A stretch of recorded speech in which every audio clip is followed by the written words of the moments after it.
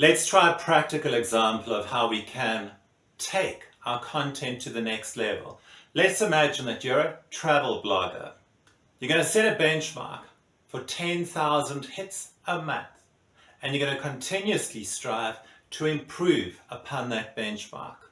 You're going to pay attention to trends, and here you might notice that summer content gets more engagement than winter content. This means you're going to start either creating more summer content or improving upon your winter travel content. When you look at your audiences, especially if you've segmented them, you might notice a trend that they are more interested in beach holidays. So you're going to focus on beach resorts, beach travel, anything that allows you to use the byline, life is a beach. You might notice that long posts with great images are more likely to be shared on the internet.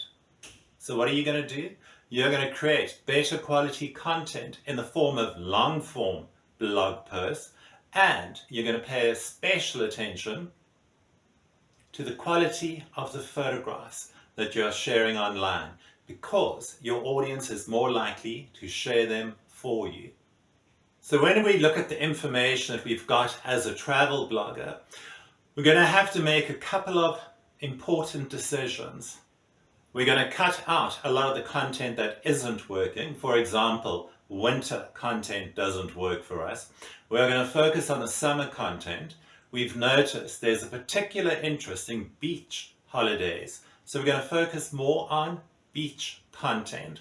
We know that our audience prefers long form blog posts, and they pay a special attention to great quality images. So we don't need to waste our time with tiny little blog posts. We're going to focus on long form blog posts. There are reasons why that might work better, and we'll go into that another day.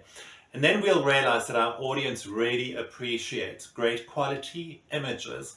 So instead of writing a very dry, wordy blog post, we're going to break it up with a selection of eye-catching images. And then again, we are going to test and iterate. We are going to experiment with different headlines. We're going to experiment with different call to actions. And we're going to share it on different channels.